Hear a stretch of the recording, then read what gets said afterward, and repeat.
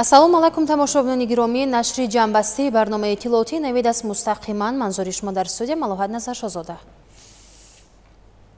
13 майи соли 2025 соати 10 дар толори иҷлосияҳои Маҷлиси Миллии Маҷлиси Олии Ҷумҳурии Тоҷикистон, иҷлосияи дуюми Маҷлиси Миллии Маҷлиси Олии Ҷумҳурии Тоҷикистон давати ҳафтум баргузор мегардад. Аъзои Маҷлиси Миллии Маҷлиси Олии Ҷумҳурии Тоҷикистон 12 майи соли 2025 аз соати 9 то соати 17 ва 13 майи соли 2025 аз соати 8 то соати 9 дар шуъбаи ташкилии дастгоҳи Маҷлиси Миллии Маҷлиси Олии Ҷумҳурии Тоҷикистон ба қайд гирифта мешаванд. Телефонҳо 221 9835 223 1948.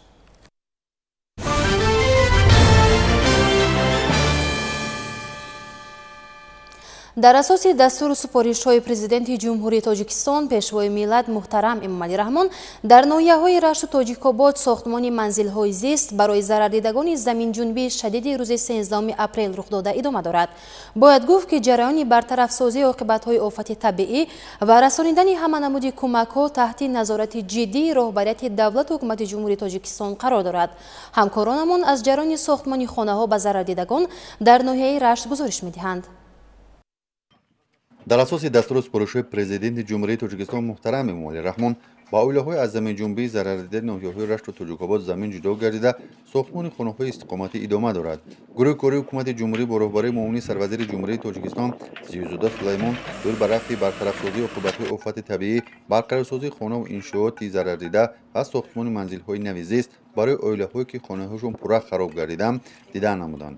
ҳамаи оилаҳои зарардида бо масъулияти сохтмонӣ пурра таъмин буда корҳои сохтмонӣ бо сурат идома дорад. ҷараёни бартарафсозии оқибатҳои офати табиӣ ва тадбирҳои расонидани кӯмакҳои фаврӣ ба мардуми зарардида таҳти назорат ва таваҷҷӯҳи доимии президенти ҷумҳурии Тоҷикистон пешвои миллат муҳтарам Эмомалӣ Раҳмон қарор дорад. ман Хухану Асҳабдин сокини ноҳияи Рашт диҳаи Архабчиқирак миннатдорӣ хидмат мерасонам ба ҷаноби олӣ. рӯзҳои вазмин моро дастгирӣ кардан, аз ҳама ҷиҳат кӯмакҳои худшон расонданд. аз ҷиҳати маводои хӯрока, пӯшока, сохтмонӣ ба мо дастрас шид. мо хеле миннатдорем. ба оилаҳои зарардидаи ноҳияҳои Рашту Тоҷикобод дар партави дастур ва супоришҳои президенти ҷумҳурии Тоҷикистон муҳтарам Эмомалӣ Раҳмон аз тарафи раёсати вазорати корҳои дохилии шаҳри Душанбе кӯмак расонида шуд. кӯмак ба зарардидагони заминларзаи ноҳияҳои Рашту Тоҷикобод аз тарафи кормандони мақомоти ҳифзи ҳуқуқи минтақаи Рашт ба осебдидагон дар маҳалли зишташон расонида шуд. ин аст ки дар партави дастур ва кӯмакҳои президенти ҷумҳурии Тоҷикистон пешвои миллат муҳтарам Эмомалӣ Раҳмон аз рӯзҳои аввали рух додани ҳодиса дар баробари кӯмакҳои пешвои миллат як қатор вилоят ва шаҳру ноҳияҳо ба осебдидагони заминларза дар ноҳияҳои Рашт ва Тоҷикобод кӯмакҳои худро расониданд.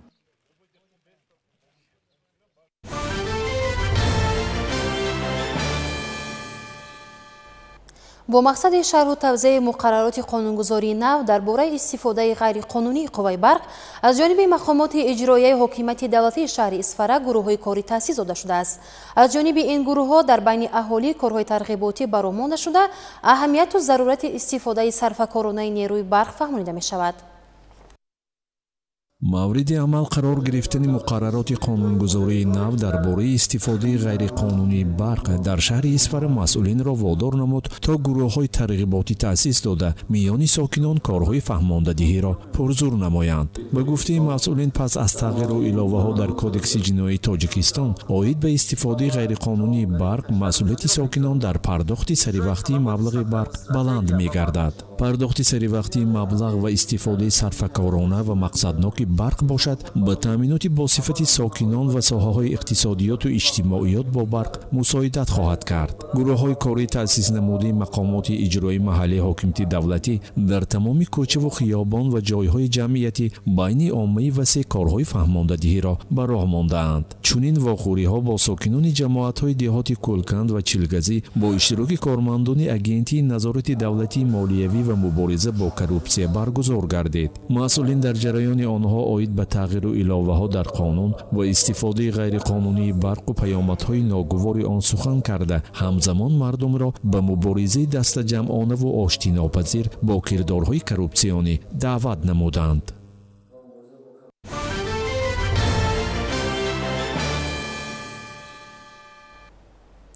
در شرایط امروزه برای ساختمان انشاءات تعیناتی گوناگون توجه به محصول از سنگ زیاد است.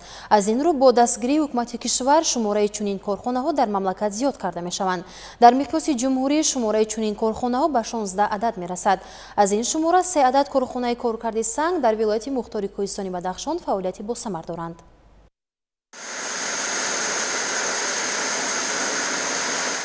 در این کارگاه سنگ بدخشان کارکرد کرده می شود. کارگاه از تجهیزات معاصر کاری، دستگاه های کلان حجم تامین بوده با خرج 7 میلیون سومانی بنیاد یافته است.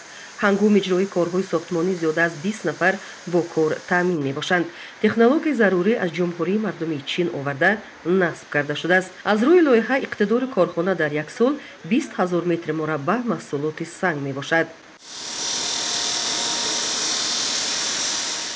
در اینجا کارمندان جمعیت دارای مسئولیتش محدود پامیرستان کار و فعالیت دارند. در اینجا سنگ خوراک کارکرد کرده می شود و آن از کوههای بدخشان دسترس می گردد. امروز سنگ خوراک در این کارگاه با صفت بلند کارکرد کرده شده در بازار داخلی خریداران خود را دارد.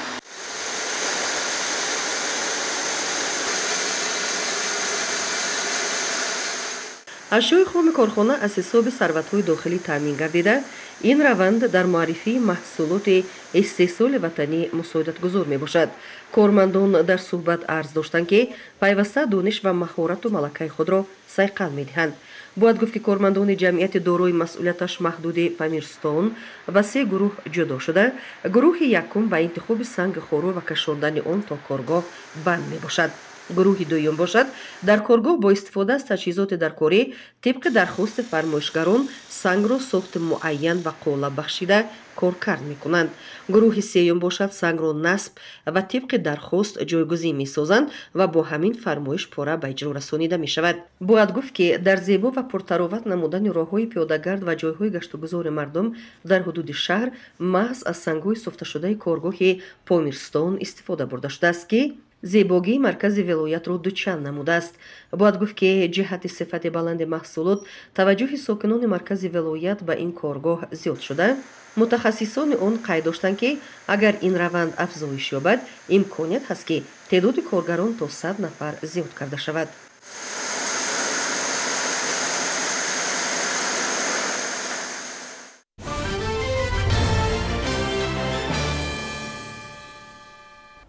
در شهر و نویه‌های مملکت بهر استقبال سزاوار از جشن 35 سالگی استقلالیت دولتی جمهوری تاجیکستان کارهای آبادانی و بنیادکاری با مرام ادامه دارند. در همین زمینه در مرکز نویه خوالینگ و دهه‌های دوردستی آن ده‌ها انشاءات تعیناتی گوناگون بنیاد می‌گردند. از رفت کارهای آبادانی در دهه جانبخت این ناحیه همکارانمان گزارش می‌دهند. ناحیه خوالینگ در دوران صاحب استقلالی کشور با قومت افراختن انشاءات گوناگون، باغ و گلگشت‌ها و بهتر نمودن اینفراساختور باز هم آباد و زیباتر گردیده است. این زمان در مرکز جماعت‌ها و دهه‌های دوردست بخشیده به استقبال سزاوار از 35 سالگی استقلالیت دولتی جمهوری تاجیکستان بنیاد و برقرارسازی و تعمیر یک قطار انشاءات دیگر به نقشه گرفته شده. در این سمت کارها با مرام جریان دارند. جانبخت یکی از دهه‌های کلانترین ناحیه می باشد و در این دهه نیز کارهای آبادانی و بنیادکاری با دستگیری مقامات اجرایی حکومت دولتی و جلب صاحبکاران و ساکنان وسعت تازه کسب کردند. در این دهه راه و کوپرک و دیگر انشاءات مورد استفاده قرار داده شدند که ساکنان از آنها استفاده میبرند. همه روزه در میدانچه بالاپوشت زمانوی جوانان به ورزش مشغول گردیده مسابقه های گوناگون را دایر می نمایند. با دستگیری مقامات اجرایی حکومت دولتی و صاحبکاران و ساکنان دهه به بنیاد دروازه دهه شروع نمودند که ده‌ها نفر ساکنان به حشر برآمده کوشش دارند تا جشن استقلالیت دولتی آن را به استفاده سپارند. تا امروز در دهه انشاءات‌های ساختمانی، بنگاه طبی، ورزشگاهی بالا پوشیده، میدانچه ورزشی خردی بالا پوشیده با دستگیری صاحبکاران ساخته شد و ما امروزها تصمیم گرفتیم که در دهه در درآمدگاه دهه دروازه دهه رو ساختمانش رو شروع کردیم و روزهای نزدیک نصیب کند ساخته به استفاده داده می شود و در آینده نقشه ها برای ساختمان آباد کردن منفرش‌کنی راهی داخل محل و تعمیر مکتب و باز دیگر نقشه ها در پیش بسیار است. بابای سبحان بیش از 90 سال عمر داشته یکی از کلانترین ساکنان دهه جانبخت می باشد که سهم او در آبادانی ناحیه خیلی کلان است. امروز باشد در بر فرزندان و نبیرگان راست ایستاده در ساختمان انشاءات گوناگون کمک می رساند. با مسئولیت بابای سبحان برای آباد و نظرآباد گردیدن درآمدگاه از دو طرف دروازه درختان آرایشی شینانیده برای سبزیش خوبشان آبیاری قطرگی را براه ماندند. اینچنین از داخل و بیرون گل و بوته ها شینانیده ایستادند. تا جشن 35 سالگی استقلالیت دولتی باشد نقشه های زیاد دارند که در یک جایگی آنها را عملی خواهند کرد.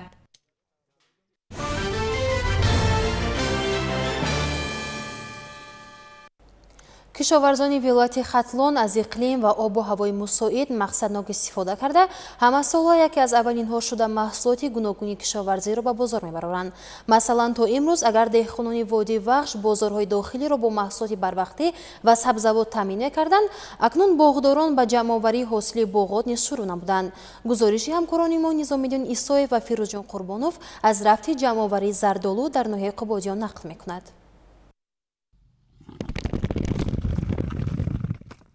باغپروران هم در ناحیه قبادیان چون دهقانان و کشاورزان الکی به جمع‌آوری حاصل دسترنج خویش شروع کردند، زیرا هوای گرم و آفتابی منطقه برای آنها این امکانیت را فراهم آورده است.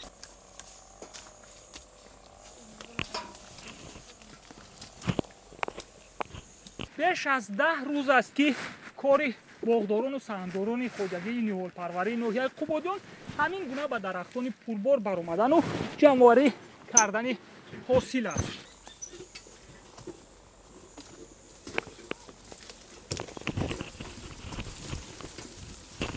دقیقاً صبح تا شام هر یکی تلاش میکند بهر تلف نیافتن حاصل باغ خود میوه زردآلو را جمع آوری کرده و برای صادرات آماده سازد.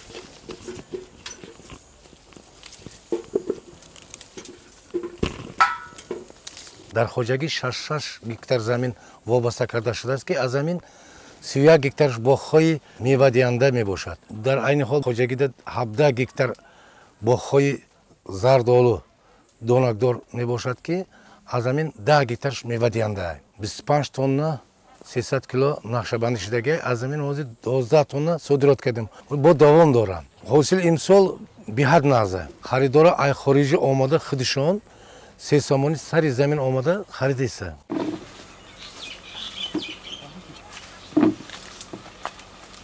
باید گفت که امروزها در بازارهای داخل و خارجی کشور میوه‌های تر و تازه وطنی سرخریدار است. اما نوبسته از این باغداران با تجربه میوه‌های خوشصفت جمع‌آوری گشته را جدا کرده و در قوطی‌های مخصوص برای صادرات کردن بندوبست می‌کنند. این امکان می‌دهد محصولات مرد برزگرد تا دیر صفتش را گم نکند و به جای لازمه رفته رسد. برای به فروش گذاشتن میوه پخته رسیده باغشان نیز آنها مشکلی ندارند، زیرا در این ایام نزد باغ‌های آنها ماشین‌های کلان بارکش برای این میوه شیرین را خریداری و به خارج بردن نوبت پویی می‌کنند. در حدود ناحیه 1531 گکتار باغ‌های میوه دهنده از آن جمله زیاد از 600 گکتار باغ زردآلو موجود بوده.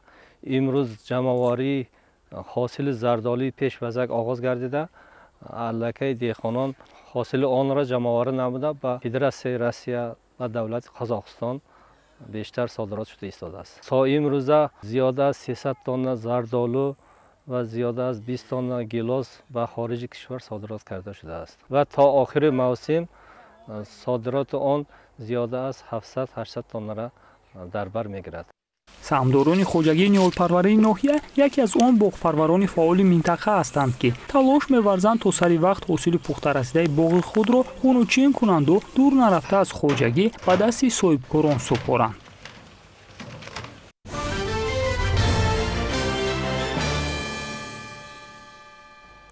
در دانشکده دولتی فرهنگ و صنعت تاجیکستان به نام میرزا ترسونزاده چاره‌بینی فرهنگی بخشیده به فعالیت ایجادی آموزگاری هنرپیشه خلقی اتحادیه شوروی هنرپیشه خلقی تاجیکستان برنده جایزه دولتی تاجیکستان به نام ابو عبدالله رودکی ارباب هنری تاجیکستان دارنده اردن ستاره پرزیدنت جمهوری تاجیکستان دکتر فخری دانشگاه اسلوونی تاجیکستان و روسیه پروفسور هاشم гадо برگزار گردید. در صحن دانشکده دولتی فرهنگ و صنعت تاجیکستان به نام میرزا ترسونزاده هاشم гадо نابغه صنعت و سینمای تاجیک را رهبریت وزارت فرهنگ هنرمندان خلقی و استادان و دانشجویان دانشکده گرم و صمیمی استقبال گرفتند. سراول مهمانان از نمایش کارهای ایجادی هاشم гадо و پارچه‌ها از نقش‌های هنرمند در اجرای دانشجویان دیدن کردند. هاشم гадо استاد صدها هنرمند معروف صحنه تاجیک در طول فعالیت زیاده از 55 ساله خود در تئاتر و کینو بیش از 100 نقش آفریده بیش از 40 نمایش خرد و کلان را به صحنه گذاشته است و مؤلف صدها کتاب و مقاله ها می باشد. درباره استاد هاشم гадо تمام خوبی ها و خوشی‌های گپ های دنیا را اگر گوییم کمی میکنه چون که در حقیقت ارزنده هستند. ما هر سال با کمال میل جشن ایجادی استاد عزیز رو همه وقت جشن میگیریم. سال گذشته شاه صحنه بود. این سال نام این واقعه نابغه صنعت و سینمای تاجیک نامیدیم و گمان میکنم که عیناً آن زحمت و مهنتی که هاشم гадо کرده است همین نام در حقیقت سزاوار چنین کار و باری ما میباشد. در حقیقت اکا هاشم مهنتیان مهنت بینهایت دوست میدارند. اگر مثلا ما آرزو داشتن که اسپارتاک مانند نشد لیکن بینید اسپارتاک نمانده الک 1000 توم کتاب نوشتند. این به دهن آسانه 1000 توم کتاب نوشتند. سپس در تالار ارغنونی دانشکده فیلمی می که به حیات و روزگار هنرپیشه با مهارت تاجیک هاشم гадо بخشیده شده است منظور حاضرین گردید. فیلم از دوره های کودکی و جوانی و دوستان هنرمند هاشم гадо قصه می کند و بسیار هم جالب و دیدنی است. نقش های ارزنده بازی کردند. نقش های دارند که نمونه وی فقط خاصی هاشم гадо است و افتخار است. مخصوصا نقشی سهراب هاشم гадо هم در تئاتر هم در کینو یک شهریار درست کردار به معنای تامش نشان دادگی است. دینامیکای ایجادی و هنگامه های ایجادی خودی ابراز آنچنان نمایش داده است که تا حاضر از اکران تلویزیون و از نوارهایی که از تئاتر ماندگی است چشم کنده نمیتوانیم. این صفتهای هنری هاشم гадоев است. فعالیت آموزگاریشان هم خیلی برجسته است. شاگردان تا حاضر اینقدر دوست می‌دارند که همه جمعاً برای تبریک هاشم гадоев برای فعالیت ایجادیشان آمدن اینجا. ناطقان ذکر کردند که هنرمند شناخته تاجیک هاشم гадо مؤلف صدها کتاب و اسه های فلسفی می باشد. کتاب های رازها، عصا، تنها، اندیشه ها، کنج، سهرابی من از همین قبیلند. هاشم гадо هنرمند اصیل کینو و تئاتر می باشد. وی در صحنه تئاتر نقش شاه ادیپ رو در فاجعه سوفوکل ادیپ، نقش هملت رو در پیس شکسپیر هملت، اینچنین در کینو نقش سهراب رو در فیلم رستم و سهراب، نقش قربانباشی را در سلسله فیلم 4 تن از 4 سنگ، نقش شکارچی را در فیلم شکاری آخرین، نقش عبداللطیف پسر اولوغبک را در فیلم ستاره اولوغبک با مهارت بلند بازیده است. مهارت والا، قامت بلند، جسه تهمتن، چست و چالاکی این هنرمند او را در صنعت کینو نیز از چهره‌های موفق و ناتکرار نموده است.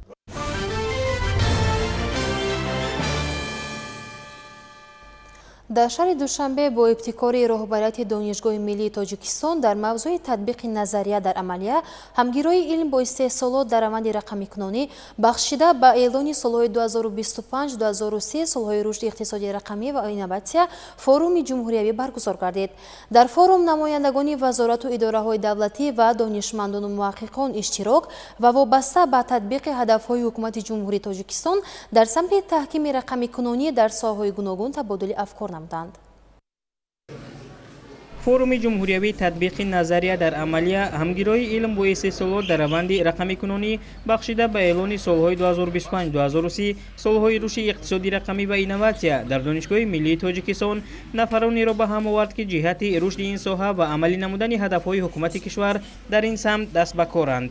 حاضرین نخست از نمایش دستاوردهای دانشگاه‌های عالی کشور دیدن کرده با شرایط تعلیم و مجهزگردانی آنها آشنایی پیدا نمودند. اطلاع داده شد که در دایره تطبیق هدفها در سمت رقمی کنونی و رشد اقتصادیات سبز در کشور در تمام مکاتب عالی مملکت کارهای نظره سامان یافته روند آموزشی و پژوهش‌های علمی ادامه دارند.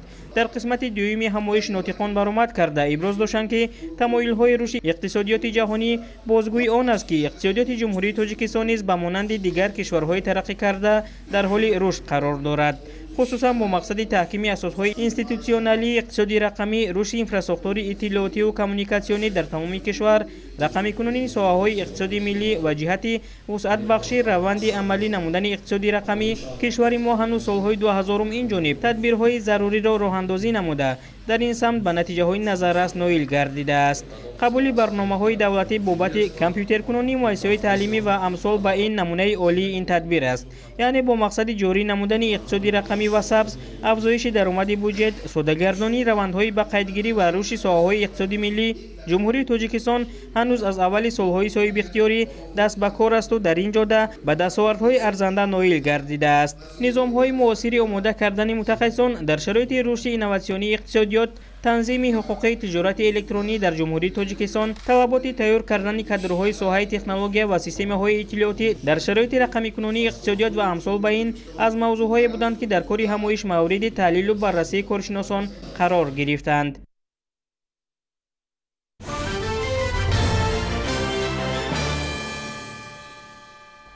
در шаҳру ноҳияҳои мамлакат даври аввали озмуни ҷумҳуриявии фурӯғи субҳи донои китоб аст идома дорад. ҳадафи асосии ин озмун баланд бардоштани фарҳанги китобхонӣ дар ҷомеа мебошад. мушоҳидаҳо нишон медиҳад ки шумораи довталабони ин озмун дар саросари ҷумҳурӣ афзудааст, аз ҷумла дар ноҳияи бобоҷон ғафурови вилояти Суғд. در مؤسسه تحصیلات میانی عمومی رقمی 15 نائی باباجان غفورов دوری منطقوی ازمون جمهوریوی فروغ صبح دانای کتاب است با اشتراک زیاده از 4000 نفر برگزار گردید. در این مرحله ازمون خوانندگان، دانشجویان، آموزگاران و دیگر هواداران ادبیات از ناحیه باباجان غفورov اشتراک نمودند. این رقم نشان دهنده افزایش 25% اشتراکچیان نسبت به همین دوره سال گذشته می باشد. این مرحله ازمون پس از دوری مؤسسوی آمده است که در آن 12000 نفر خوانندگان، دانشجویان، آموزگاران و دیگر هواداران ادبیات اشتراک نموده بودند. خوشبختانه همه سال صف اشتراکچیان به این ازمون خیلی زیاد شده ایستاده است. در دوری مؤسسوی ازمون زیاده از 12000 نفر هم خوانندگان هم از قشر جامعه اشتراک کردند. در دوری دومی ناحیوی زیاده از 4574 نفر خوانندگان و اشتراکچیان قشر جامعه اشتراک کرده ایستادند و امروز این ازمون طریق شفاف گذرانده شده ایستاده است. ازمون در 4 نومیناسیون اساسی صورت گرفت: ادبیات کودکان و نورسان، ادبیات معاصر تاجیک، ادبیات جهانی و شعرهای وطن دوستانه. حکمان و منقدان قید کردند که سطح اجرای اشتراکچیان خیلی بلند بود و این نشان دهنده افزایش فرهنگ کتابخوانی در بین جوانان می باشد. غالبان این دوره حالا برای اشتراک در مرحله نهایی ازمون که در پایتخت کشور برگزار خواهد شد آماده می شوند. اشتراکچی ازمون جمهوریوی فروغ صبح دانای کتاب است. از روی نومیناسیون ادبیاتی بچگانه در نزد همسبقان خود دانش اندازی کرده. دانش خود را با همسایه قوم جمع. باوری کامل دارم که در این ازمون جای اول را نصیب کرده، من بعد در دیگر ازمون‌ها نیز دست بالا می‌گردم. این ازمون‌ها که با دستگیری حکومت جمهوری تاجیکستان برگزار می‌گردد، نه تنها برای شناخت استادان نوی سخن، بلکه برای تقویت فرهنگ کتابخوانی و حفظ ارزش‌های ملی و فرهنگی اهمیت کلان دارد.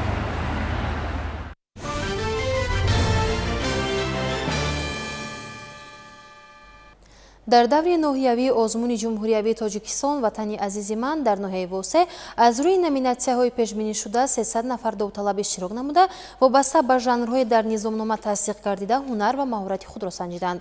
همکارمان خوجا نظریف موضوع را ادامه می‌دهد.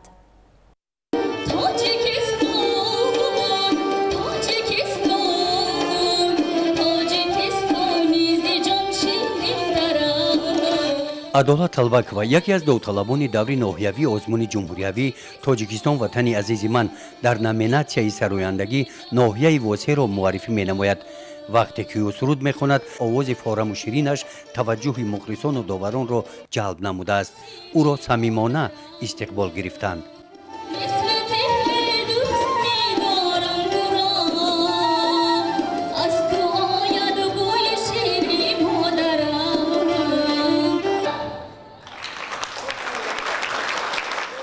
عدالت این پدیده در آزمون تاجیکستان وطن عزیز من روی صحنه هنر آمد. در دور ناحیوی این آزمون همراه عدالت داوطلبان زیاد بودند. حکمان آزمون که از کارمندان ریاست فرهنگ ولایت با هنر و مهارت داوطلبان بهاگذاری میکردند، ذوق بلند آنها را بینابت گرفته به همه اشتراکچیان امکانیت برابر دادند تا اینکه در صحنه آزادانه هنر و استعداد خود را نشان داده توانند و همین طور هم شد.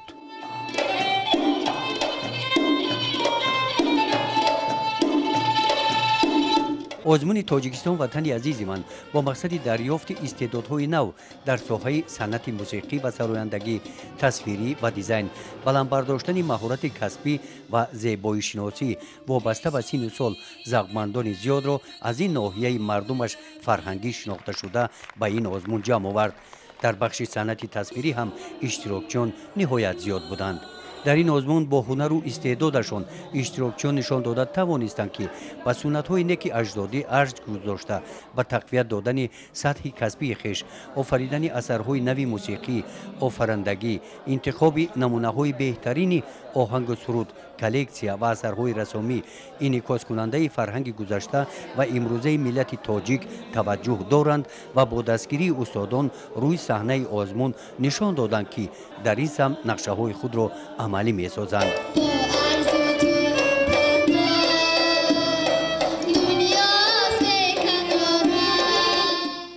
گزارش خوجا نظریف خدای نظر ظهوروف از ناحیه واسه برای برنامه اطلاعاتی نوید.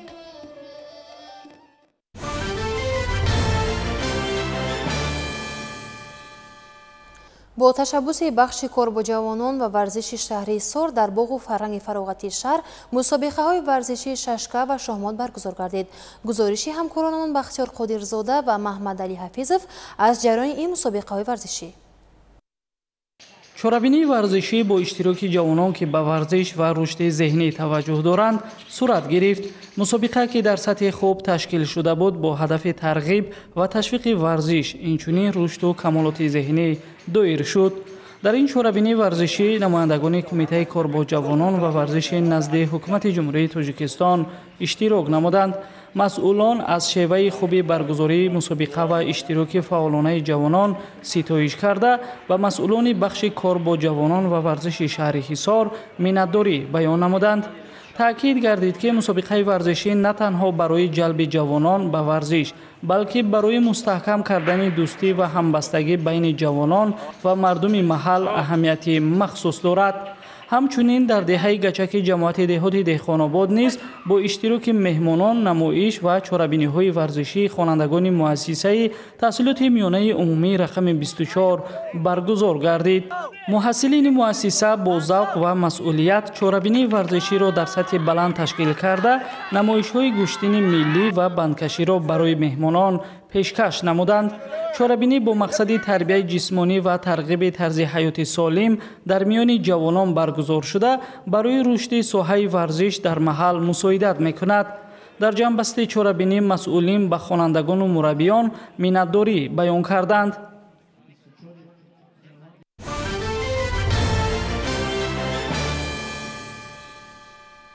تماشابینان گرامی بود خبرهای این ساعت که مستقیما منظورتان نمودیم. برایتان استراحت خوش تمنا داریم. خیر.